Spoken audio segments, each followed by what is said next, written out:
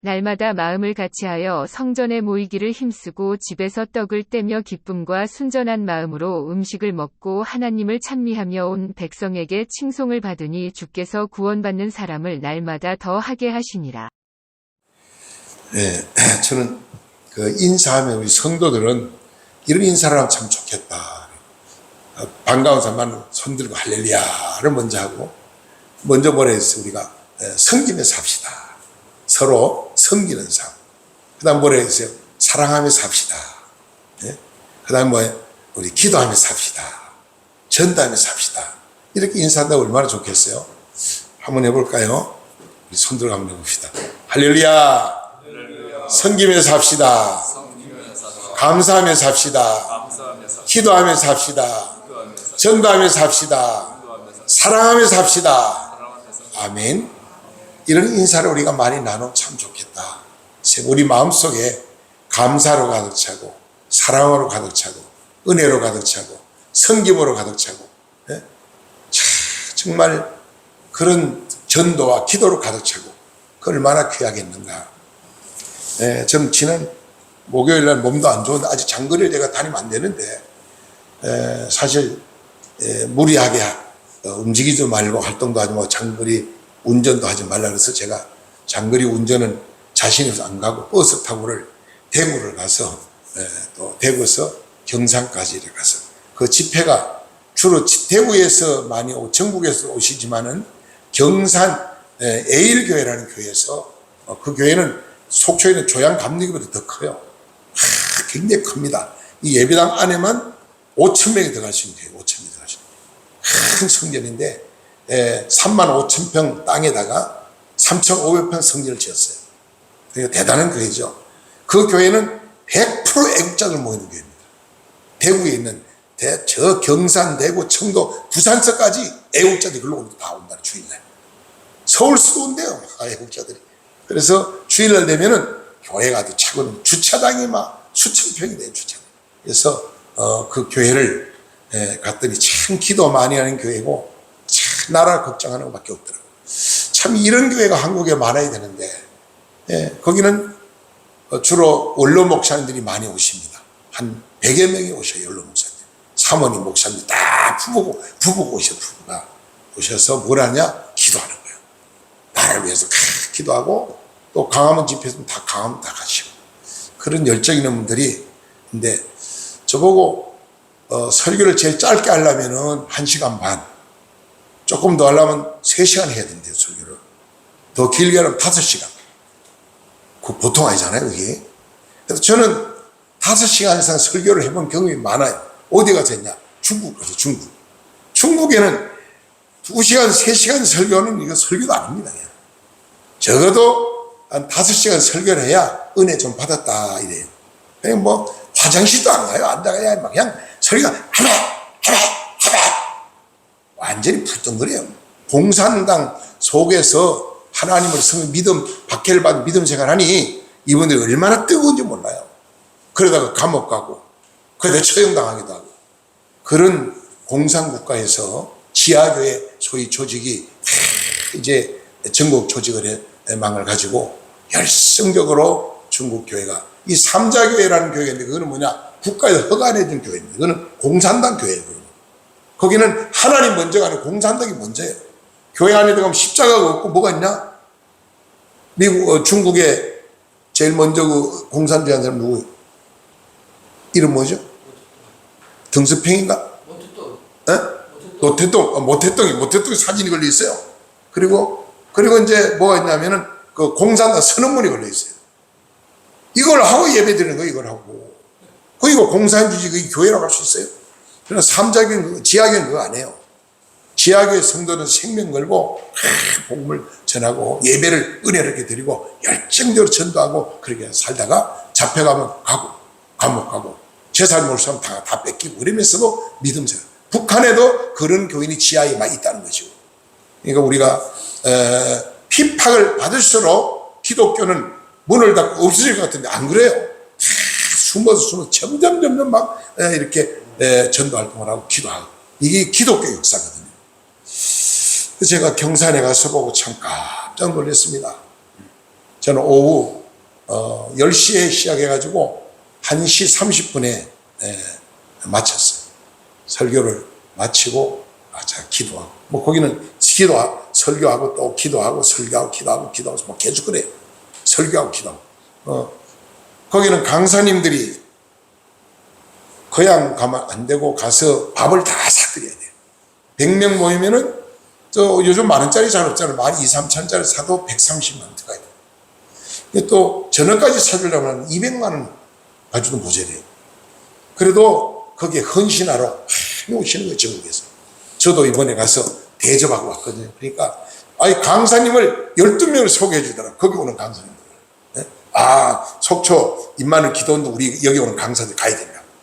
근데 그분들이 우리는 뭐 밥 사줄 이유가 없으니까 와서 은혜로 설교만 해주면 감사한데 그분들 와서 뭐 그저 간식이라도 사오고 또 뭐 헌금이라도 하면 감사하지만은 저는 전혀 그거 개의치 않습니다.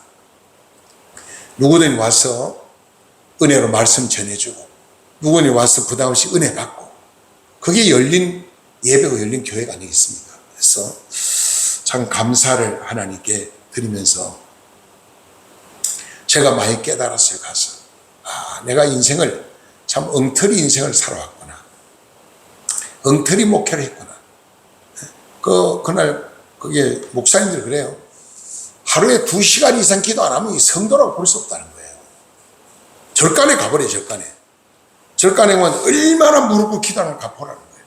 그럼 우리 예수 믿는 사람이 2시간도 기도 못하고 어떻게 나가서 마귀하고 죄와 싸워서 이길 수 있냐 이거예요. 영적 싸움. 그거는 다 거기 오시는 분 전부 다 2시간에든 다 기도한다는 거예요. 그러니까 참 눈이 반들반들하고 은혜가 충만하냐. 설교하면 하면 설교 받아들이고 내가 또 중국 가서 설교하는 줄 알았어요. 그래서 저보고 또 오래요.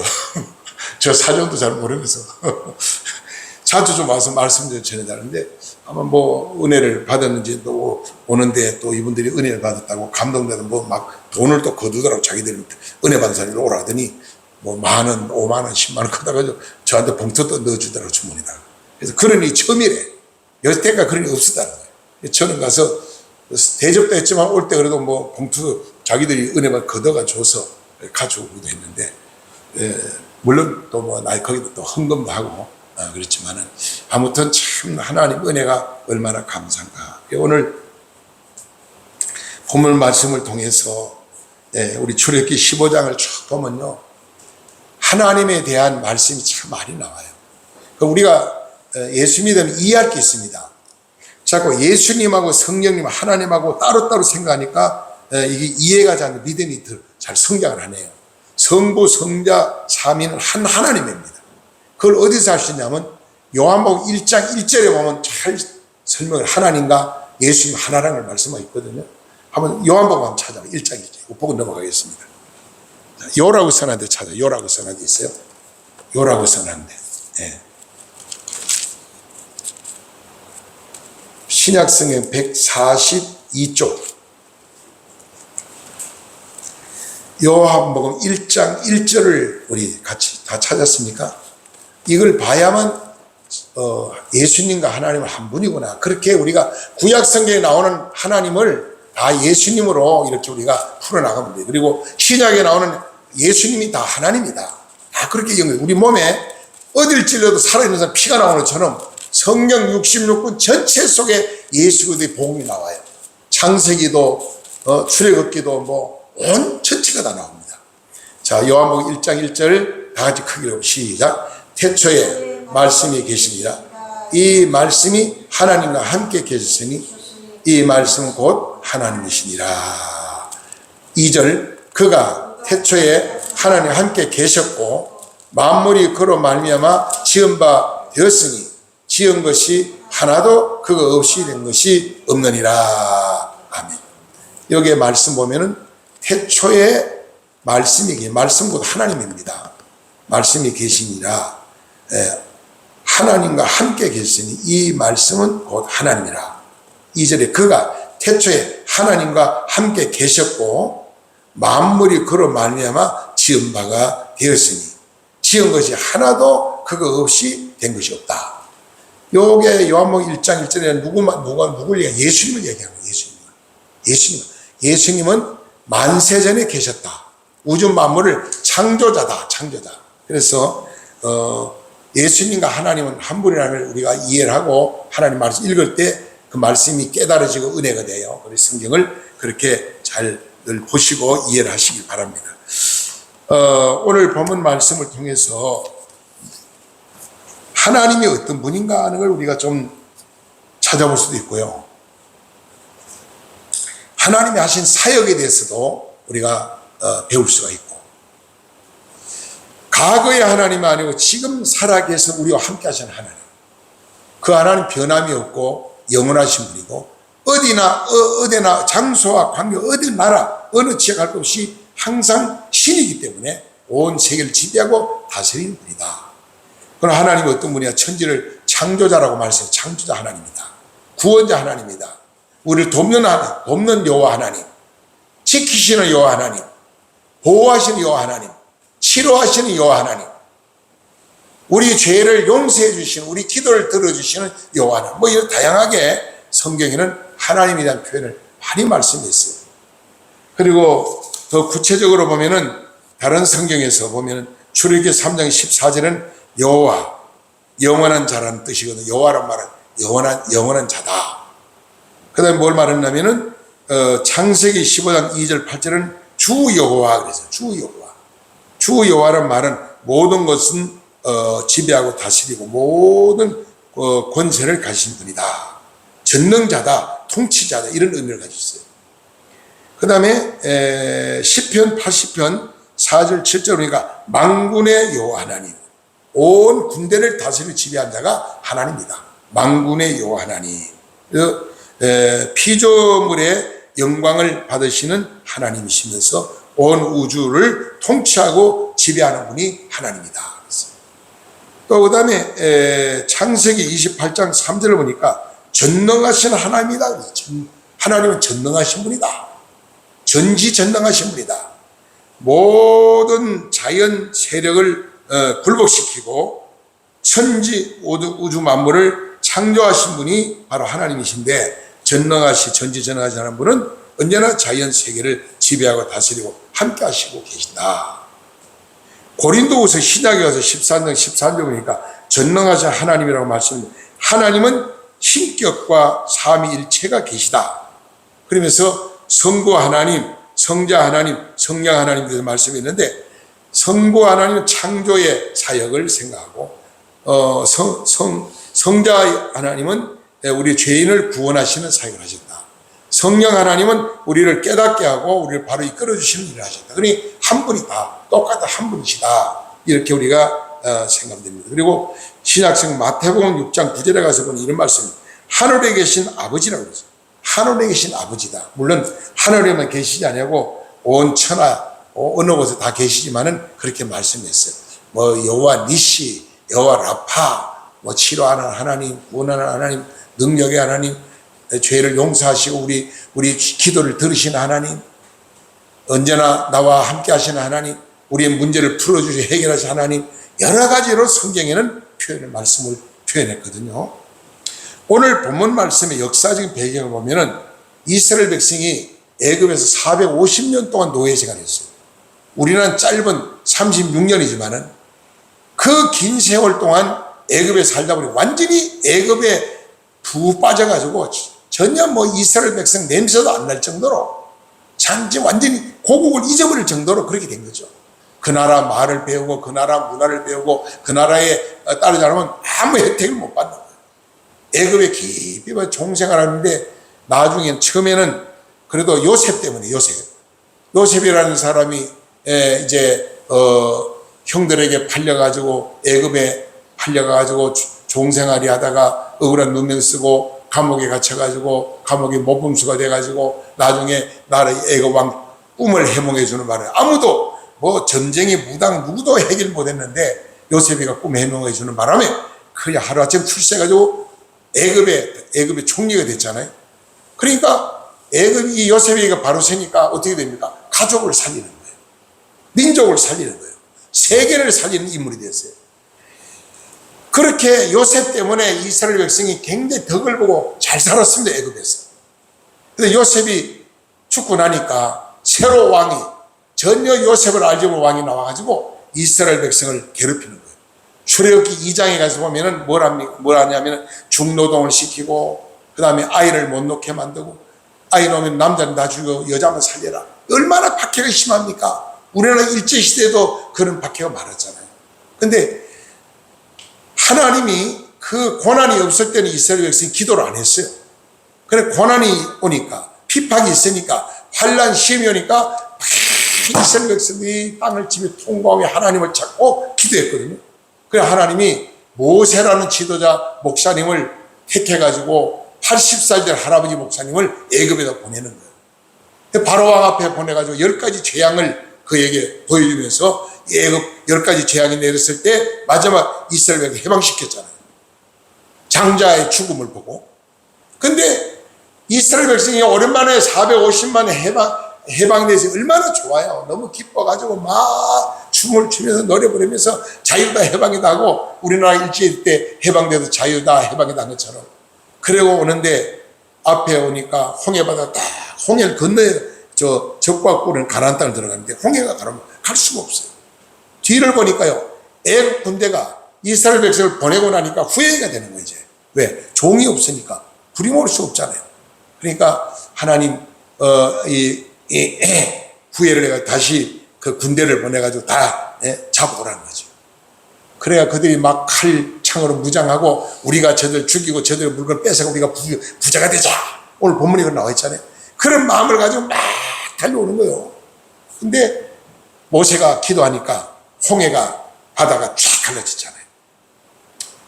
그냥 막 마른 땅처럼 아주 그런 땅으로 변했다는 거예요. 하나님이 하셨으니까. 그래서 이스라엘 백성은 너무 좋아 찬양하며 하나님 감사하면서 홍해를 건너갔다는 거죠. 무사히 다 건너갔어요. 이 애굽 군대도 신바르나 저는 조금만 잡자고 막 그냥 바다 속으로 들어왔는데 한 중간쯤 왔는데 하나님이 바다를 다 덮어버린 거예요. 그래가지고 다 몰사에 죽었다. 이게 이스라엘 역사거든요. 그러니까 이스라엘 백성은 하나님의 은혜가 얼마나 감사합니까? 자, 애굽에 종생활할 때 기도했더니 모세를 지도자 보내가지고 해방시켜 주셨고 그 당시에는 중노동을 시키죠. 먹고 사는 것도 힘들죠. 그 다음에 뭘 하냐? 자식 낳으면 아들은 다 죽이라고 그러죠. 근데 처음에는 노동을 시켜가지고 두 번째는 산파를 시켜가지고 남자는 죽이라 그래요. 그래서 산파도 하나님을 잘 믿는 산파라 가지고 왕을 속인 거예요. 다 남자를 다 살려줬어요. 그리고 왕이 너 어찌하여 다 내 명을 어기냐니까 왕이요. 이스라엘 여자들은 우리 애굽 여자하고 달라가지고 내가 가기 전에 벌써 해산 다 했더라 이거요. 그래 다 벌써 처신을 해가지고 할 도리가 없더라는 얘기죠. 그래가 통과했어요. 그 다음에 이제 왕이 세 번째 명령을 뭘 내렸어요? 남자가 나면 다 나일강에 다 던져 죽이라는 거예요. 남자가 나면 다 죽이라는 거예요. 그때 모세가 태어났거든요. 그때. 그래 모세가 태어나가지고 나일강에 버림받았잖아요. 엄마가 석 달을 키우다 더 이상 키울 수 없어가지고 가을 상년을 그때 뭐가 아스파트 재료 같은 재료가 발견되면 그런 걸 물이 안 들어가도 참 역청을 발라가지고 그래가 나일강에 띄웠는데 마침 그때 바로왕 공주가 목욕하러 나와가지고 그 광경으로 저 틀림없이 이스라엘 여자가 버린 아이다. 남자일 것이다. 그 시녀를 보내가지고 건져다가 그 아이를 자기 양딸로 삼아가지고 궁궐로 데려가잖아요. 그때 누가 나타났어요? 그 모세의 누나가 나타나가지고 왕비고 공주님 제가 이 아이를 키울 수 있는 엄마를 유모를 구해올까 이렇게 물어봅니다. 그러니까 자기는 지금처럼 무슨 소젖이나 양젖을 먹이고 그렇게 키울 수도 없고 그러니까 엄마 젖만 먹고 사는 시대니까요.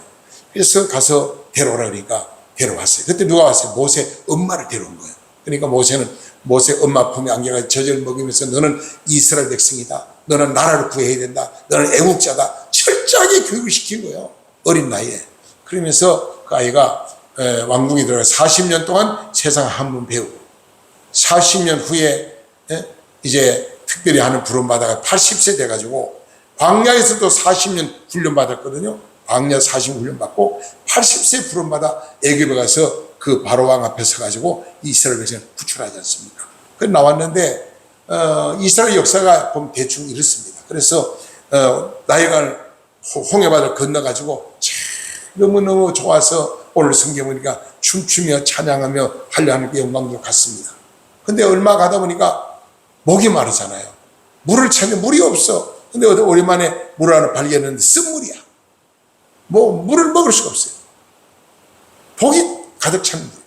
그때 백성이 며칠 전에도 할렐루야 구원함을 감사합니다. 감사하고 찬양하고 영광 돌린 백성들이 모세를 죽이려고 합니다. 하나님을 원망합니다. 그때 모세 목사님은 또 하나님 기도했어요. 기도하니까 나무 가지를 보여줍니다. 그 가지에 나무를 꺾어서 그 물에 던지라. 그 나무 가지를 꺾어서 물에 던졌더니 쓴물이 단물로 바뀌었더라. 이렇게 말씀하고 있어요. 바로 이 나무 가지는 바로 예수 그리스도 구원을 상징하는 말씀이다. 신학자는 그렇게 해석도 많이 합니다. 아무튼 그러고 나서 그 물을 마시고 이제 광야니까 이동을 하다 보니까 얼마 안 가서 오아시스를 발견했어요. 오아시스를. 거기다가 이제 장막을 치고 이스라엘 백성이 정착하게 생활하면서 오늘 본문 성경을 지나서 민수기 1장 44절로 46절을 보면은 모세가 이스라엘 백성들을 참 놓고 이제 인구조사를 합니다. 인구조사. 과연 남은 이 나무 숫자가 얼마나 되는가. 조사를 하라고 했는데 쭉 조사를 해보니까 많은 인구가 이제 전쟁에 나가서 싸울 만한 젊은 청년들만 다 인구조사를 했어요. 그 1차 인구조사인데 민수기 1장 48절, 46절을 보면은 20세 이상 되는 63만 5,050명이었어요. 그래 60만 어른까지 다 하면 엄청나잖아요. 여자들까지 하면.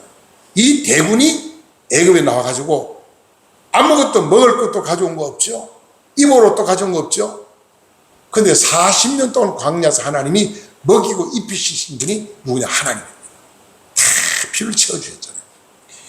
그때 인구조사를 해서 이 나라를 기강을 바로 세우자. 우리도 이제 전쟁 준비도 하고 전쟁에서 나가 싸워서 이길 수 있겠다. 이런 자만심이 생긴 거죠. 그때 백성들이 말합니다. 우리가 저 여리고성을 들어가려면은 적과 꿀이 흐르는 가나안 땅을 들어가려면은 무조건 갈 수는 없지 않느냐. 거기 가서 정탐꾼을 보내가지고 조사를 해서 그다음에 우리가 싸워 이길 수 있는지 아니면 전쟁하러 들어갈 수 있는지 우리가 가서 살 땅이 있는지 먼저 조사를 한 다음에 우리가 결정합시다. 그렇게 이제 모세에게 말씀을 백성들이 하니까 모세가 이제 지도자를 보내죠. 12명의 정탐꾼을 보냅니다. 12명의 정탐꾼을 뽑아가지고 이제 적과를 가나안 땅을 말하자면 간첩으로 간 거죠. 간첩으로 들어가서 조사를 하고 왔어요. 와가지고 10명은 보고를 하는데 이 사람 믿음이 없는 사람이에요. 믿음 없는 10사람은 목사님, 모세 목사님, 모세 목사님, 우리는 가면요 저들이 밥이 됩니다. 저들 막 거인들이고요, 나라는 부유하고요, 백성도 많고 군대도 강하고 우린 그들 밥입니다. 가면 다 죽습니다. 손들고 미리 항복해야 됩니다. 이렇게 얘기하는 거예요. 근데 기도하는 사람, 믿음 있는 사람, 갈렙과 여호수아는 뭐라고 말하느냐? 저들의 말이 사실입니다. 저들이 보고 온 내용이 그대로 맞습니다. 그러나 저들에게는 하나님이 없는 땅입니다. 하나님이 그들에게서 떠났습니다. 하나님이 없기 때문에 우리는 하나님을 의지하고 믿음으로 들어가면 반드시 점령하고 승리합니다 하고 말하는 거예요. 여러분 언제나 우리는요 믿음이 있는 사람, 기도하는 사람 말을 잘 따라야 돼요. 그래 영적으로 승리할 수가 있어요. 그때 모세는 10사람 무시하고 12사람 말을 듣고 이제 여리고성을 하루에 한 바퀴도 도는 거죠. 이제 믿음으로 찬송하며 도는 거예요. 찬송하며 막 돌고 군대를 먼저 이 군대를 조직했잖아요. 20세 되는 젊은이들을 잘 전쟁에 나가 싸울 수 있는 사람을 조사를 많은 숫자를 그렇게 전부 다 조직을 했지만은 그들을 내보내지 아니하고 기도하는 사람, 찬양하는 사람이 나가서 여리고성을 돌며 찬송하는 거예요. 기도하는 거예요. 그리고 마지막은 7번을 돌아라. 하루에 한 번 돌고 마지막 7번을 그래서 말씀 7번을 돌았더니 그 여리고성이 무너졌다. 이스라엘 백성이 적과 꿀이 흐르는 땅을 들어갔다는 말씀입니다. 오늘 본문 말씀 내용에 이어서 그런 내용이 바로 민수기 1장에서부터 쭉 그 사건이 나와요. 그리고 나중에 1차 조사를 실패를 했죠. 그래서 나중에 2차 또 인구조사를 또 하는 사건이 민수기에 보면은 또 나오는데 다 말씀은 드릴 수 없을 것 같고, 누가복음 10장 22절에 이런 말씀을 합니다. 내 아버지께서 모든 것을 내게 주셨으니 아버지 외에는 아들을 누구인지 아는 자가 없다. 또 아들의 소원대로 우리가 모든 소원을 이루어 주리라. 예수님께서 하나님의 아들이심을 말씀하고 있고, 예수님께서 나의 죄 때문에 이 땅에 구원자로 오신 걸 말씀하고 있고, 예수님께서 3일 만에 우리 죄 때문에 죽으셨다 부활할 걸 말씀하고 있고, 그 다음에 또 예수 믿고 모두 죄 사함 받으면 구원받고 용서받고 천국 갈 수 있다, 이런 내용까지 쭉 말씀하고 있습니다. 예수님은 하나님이십니다. 그래서 우리가 보이지 아니한다고 하나님이 없다고 할 수 있겠습니까? 우리 눈에 보이지 않는 게 얼마나 많습니다. 하나님 영이기 때문에 눈에 보이지 않고 우리가 만질 수 없지만은 하나님 살아계시고 우리와 함께 하신다. 그럼 그 하나님은 오늘 어떤 하나님이신가를 결론적으로 말씀 마치고 말씀을 정리하려고 합니다. 하나님은 이스라엘 백성이 그 하나님 말씀 온전히 순종할 때는 하나님이 도우셔서 늘 승리했어요. 하나님 말씀 불순종하고 우상 숭배하면 하나님이 진노하셔가지고 이스라엘을 멸망시켰거든요. 그러므로 진노의 대상도 우리가 알아야 돼요. 민수기 14장 1절 3절 보니까 원망, 왜 이스라엘 백성이 망했느냐 하는 내용을 말씀하고 있어요. 그건 첫 번째 원망했다.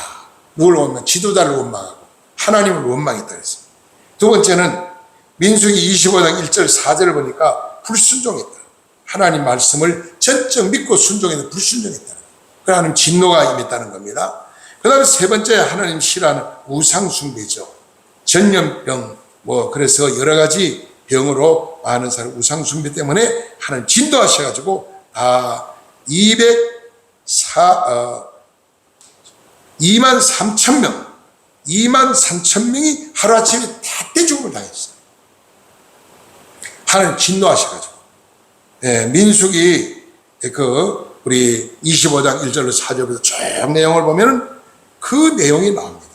그 후 38년이 지났습니다. 세월이 38년이 지난 다음에 광야길을 걸어가면서 그 다음에 모압 평지에서 도착한 다음에 다시 제2차 인구조사를 또 했습니다. 그때 조사를 했는데 그때는 20만 명으로 줄어들었죠. 그래서 많은 숫자가 줄어들어가지고 연약한 모습을 보게 됩니다. 그때 하나님의 징계가 얼마나 무서운 걸 알고 하나님의 말씀에 불순종한 걸 회개하고 하나님 교만한 걸 회개하고 하나님 앞에 우상 숭배를 회개하고 부르짖었더니 하나님이 세 가지로 역사를 합니다. 첫 번째는 민수기 14장 26절 32절에 보니까 징계하시는 하나님 무섭게 하나님 징계하셨다. 아까 말씀드린 2만 4천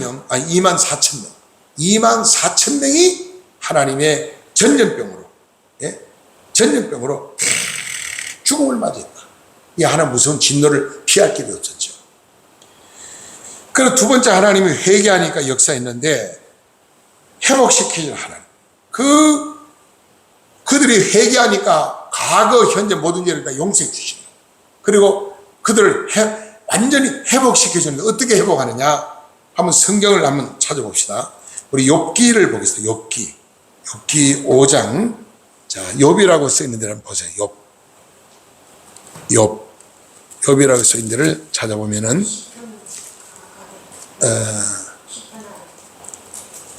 시편 바로 앞에 있어요. 시편 바로 앞에 욥이라고 욥기서가 있습니다. 자, 우리 한번 욥기서를 한번 하나님 어떻게 회복시키는가 한번 보세요. 진노하실 때도 있지만은 하나님 회개하면은 용서하시고 축복하시고 기적을 보여주시는 이 위대하신 하나님, 우리가 오늘 이 말씀을 보고 말씀을 청취하려고 합니다. 다 같이 욥기 5장입니다. 천천히 찾으세요. 예.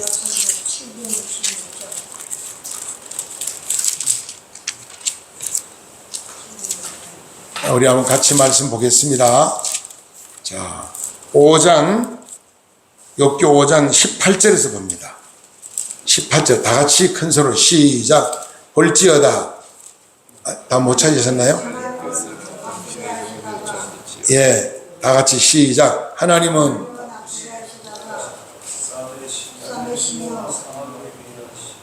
계속 읽어요. 하나님은 아프게 하시다가 싸매시며 상하게 하시다가 그의 손으로 고치시니 6가지 환난에서 너를 구원하시며 7가지 환난에서도 그 죄악이 내게 미치지 않게 하시며 기근 때 죽음에서 전쟁 때에 칼에서 위협에서 너를 구원하실 터인즉. 그 다음에 뭐라고 그랬어요? 내가 내 혀의 채찍을 피하여 숨을 수가 없고 멸망이 올 때에 두려워하지 아니할 것이라. 너는 멸망과 기근을 비웃으며 덜 짐승을 두려워하지 말라. 덜에 있는 덜이 너희 언약을 맺겠고 덜 짐승들이 너와 화목하게 할 것이니라. 내가 내 장막 평안함을 알고 내 은혜를 살피 이를 것이니 얻을 것이며 내 자손이 많아지며 내 후손이 땅같이 될 것이니 내가 알 것이니라. 내가 장수하다가 무덤에 이르리니 마치 곡식단을 예배할 때 들어올 같을 것이다. 볼지어다 우리가 연구한 바가 이와 같으니 너는 들어보라. 그러면은 내가 이러리라. 예, 하나님은 얼마나 위대하신 하나님입니까? 반드시 범죄하는 자는 징계한다고 그랬어요. 하나님 몽둥이를 들어서 연병으로, 그러니까 무슨 전염병이죠. 그 다음에 기근으로, 그 다음에 지진으로, 여러 가지 이제 진노를 합니다. 전쟁으로 하나님 진노하시는데 회개만 하면 하나님 용서의 사랑의 하나님, 능력의 하나님, 위로의 하나님, 축복의 하나님. 다시 정리합니다. 아프게 하다가도 싸매 주신다. 상하게 하시다도 그 손으로 고쳐주신다. 6가지 환난에서 너를 구원하시며 7가지 죄악을 내게 미치지 못하게 하시며 기근과 전쟁과 전염병에서 구원하신다. 우리는 보호하시고 우리를 안전하게 지키신다고 말씀하고 있습니다. 그러나 하나님 어떤 하나님이냐? 축복의 하나님입니다. 축복의 하나님. 어떤 자에게 복을 주느냐? 하나님 앞에 회개하고 예배를 잘 드린 자들이 복을 받게 되어 있습니다. 출애굽기 25장 25절 27절에 보면은 하나님 앞에 예배 드린 자는 회개하고 하나님을 섬기는 자에게 하나님 복을 주니 물질의 복을 주시고 건강의 복을 주시고 자손이 잘되게 하시고 여러 가지 마음의 소원과 꿈을 이루어 주신다고 말씀했습니다. 그러므로 저와 여러분은 하나님을 기쁘게 하는 삶을 살고, 그게 뭐냐? 순종하는 삶입니다. 하나님 말씀 순종, 하나님을 잘 경외하고 섬기는 거. 하나님 섬김이 뭐예요? 예배 드리는 거, 하나님께 말씀 순종하는 거죠. 그리고 하나님께 헌신하고, 그리고 하나님 싫어하는 게 뭐냐? 교만하는 거 싫어해요. 교만. 그리고 하나님 싫어하는 게 뭐냐? 우상숭배입니다. 그래서 제가 지난주에 주부에도 여기 뒤에 우상에 대해서 지난주 주부도 똑같은 걸 오늘 또 냈어요. 왜 내느냐? 우리가 추석이 다가오니까 하나님을 믿는 우리 하나님 자녀들은 하나님께 제사를 안 지내고 예배를 드립니다. 그걸 뭐냐? 추도 예배라고 그래요. 추도 예배. 그래서 제사 대신 하나님께 기도를 드리고, 만약에 조상에 와서 우리가 제사를 드려서 조상 잡수러 온다면 당연히 차려놓고 대접하고 절하고 섬겨야죠. 그러나 조상이 와서 잡수지 못하고 하나, 이거는 형식이기 때문에 우리 기독교에서는 그걸 안 하고 그 대신 뭘 하느냐? 우리는 하나님 앞에 예배를 드리죠. 음식을 준비해 놓고 가족이 모여서 찬송을 부르고 예배를 드리고 그렇게 합니다. 제일 뒤에 보면은 요 나누던 거 있죠. 여기 우리 승리의 비결 그 책자에 제가 만드는 교환이 있습니다. 근데 복사를 제가 아침에 했어요. 민간제사 유래라 이렇게 돼 있잖아요. 이거를 잘 읽어보면은 제사가 왜 나왔느냐는 아는 걸 알 수 있어요. 원래는 제사가 나오기 전에 한국엔 제사법이 없었고 중국에 도입됐는데 요순 성대의 법이 하나 있었는데 그게 뭐냐? 귀덕이라는 법이 있어요. 귀덕. 덕망 있는 사람을 숭배해야 된다. 그 덕망 있는 사람만 숭배하다 보면 이게 또 사회에 문제가 생기는 거예요. 그래서 내려와서 요순 성대가 지나가서 하은주 3대 귀덕이라는 법을 만들었어요. 귀작이 되었다. 곧 벼슬을 숭배해요. 벼슬. 그러니까 이제는 덕망 있는 사람보다가 실력 있는 자, 벼슬을 해야만 양반이고 그들의 존경받아. 이래가지고 이제는 벼슬 하는 사람을 숭배하게 됐다는 거죠. 그 다음에 쭉 내려가서 또 어떻게 됐습니까? 그 변해가지고 귀부가 되어버렸어요. 자, 과거 쪽으로만, 벼슬 쪽만 중요하게 생각하면 나라에 세금이 안 들어오니까 나라가 돈이 없어요. 그래서 법을 만드는 게 뭐냐? 그 만드는 것이 귀부입니다. 귀부. 곧 재물을 숭배합니다. 나라에 세금을 많이 바치는 백성이 1등 국민이다. 그래, 그때 그렇게 만들고. 그 다음에 그 쭉 내려 지나가서 주나라 주공이 그 조카 성왕이 어릴 때에 법을 하나 고쳐서 귀친으로 만들었어요. 귀친으로. 그 뭐냐? 곧 효도가 최고다. 부모를 섬겨야 된다. 그래서 부모를 공경치 않는 자는 막 큰 벌을 내리기도 하고 부모를 공경하는 자는 벼슬을 주기도 하고 나라서 그랬거든요. 그러다가 그러면 양친 중에 한 분이 돌아가시면 어떡하느냐? 그러면 이미 돌아가신 부모의 기일이 되면은 살아있는 부모님 앞에 다 자손이 모여가지고 절을 하면서 어른을 공경해라. 이렇게 법을 만들었다는 거예요. 그러면 양친이 다 돌아가시면 어떡하느냐? 집안 어른 중에 제일 높은 어르신을 모셔다 놓고 음식 차리고 절하면서 어른이 이렇게 공경해야 된다 하고 절을 하면 성기라는 거예요. 그런데 나중에 그게 다 없어지고 죽은 조상 앞에 제사상을 차리고 절하는 그런 아주 폐단이 생겼다는 겁니다. 이거는 사실 효도가 아니거든요. 죽은 조상 앞에 암만 울어도 압니까? 절을 하면 압니까? 뭐 소를 잡으라고 제사지는 압니까? 모르잖아요. 그래서 우리 기독교는 효도의 종교라 이렇게 말하는데 살아있는 부모를 잘 섬겨라. 살아있는 부모를 공경하고 그것이 네가 잘 되고 땅에 장수하고 복받는 비결이다. 뒤에 105페이지 여러분 우리 늘 공부하는 교재 그거 말고 승리의 비결 교재에 보면 그 내용이 있으면 나중에 참고하시고 마지막 본 보세요. 그럼 신자 105페이지 있는 건데 성도는 어떻게 되냐? 부모를 공경하는 산제사. 살아계실 때 대접을 잘해야 된다. 살아계실 때 잘하라. 부모 기일에는 가정 예배를 드리면서 그 부모님의 은덕을 추모하며 또 자녀들에게 효를 강조해야 된다.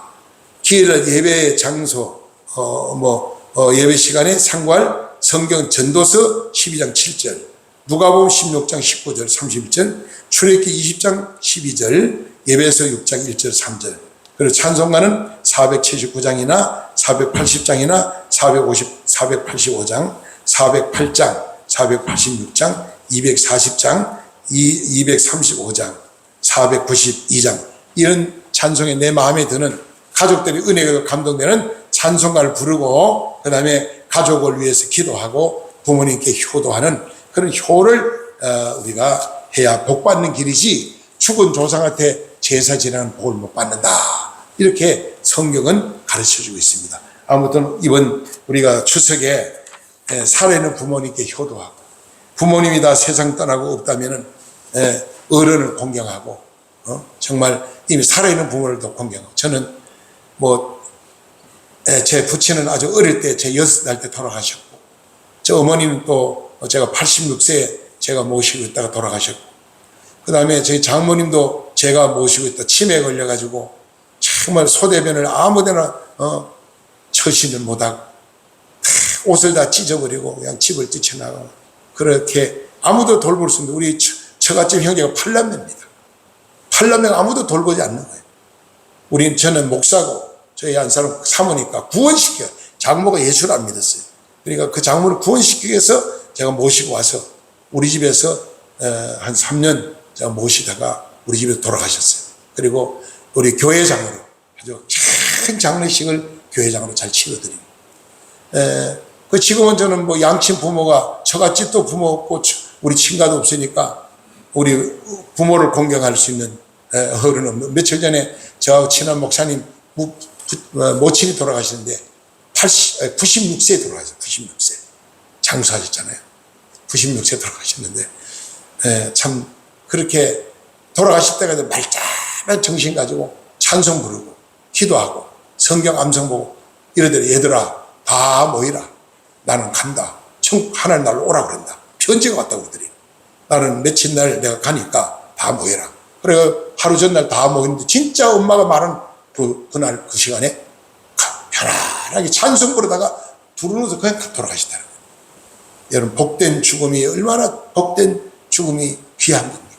저와 여러분들은 이제 하나님의 자녀이기 때문에 첫째 하나님 잘 섬기고 부모님 잘 공경하고 어른들 잘 섬기고 그래서 윤리와 도덕을 지키면서 하나님 말씀 살면은 자손 만대 하나님이 믿음의 부자, 건강의 부자, 물질의 부자. 오늘 성경 말씀이니까 환난과 시련과 고난 모든 시는 하나님을 지켜주고 보호하고 막아주고 함께 하신다. 전쟁이 일어나도 기근이 와도 환난 시련이 와도 어떤 시련이 와도 우리는 두려워할 게 없다는 거예요. 왜? 하늘의 천군 천사가 불말과 불병을 동원해 우리를 보호하고 지키기 때문에 구원받은 백성 하나님 자녀를 지키시고 보호하시기 때문에 우리는 두려워할 것이 없다. 하나님의 구원을 찬양하는. 그래서 오늘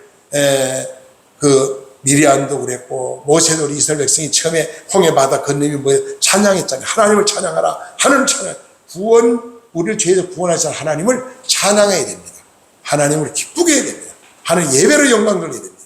저와 여러분들은 억만가지 죄악에서 지옥 갈 수밖에 없는데 우리가 천국 갈 수 있도록 길을 안내해 주시는 그 놀라운 하나님 은혜를 깨닫고 감사하면서 이제는 여러분 천국 가는 배 예수님 마음에 모시고 천국 가는 배를 탔어요. 이제 믿음으로 달려가면 돼요. 그럼 주님께서 우리를 바른 길 인도해서 눈물과 고통과 영원한 천국에 가서 살 수 있는 그런 복을 우리에게 주시고 이 땅에 사는 동안에 건강하고 물질하고 자손이 잘된 복을 받아 하나님께 영광 드리는 그런 복의 큰 주인공도 되셔서 하나님의 영광을 나타내는 승리가 되기를 주를 축복합니다. 기도드리겠습니다.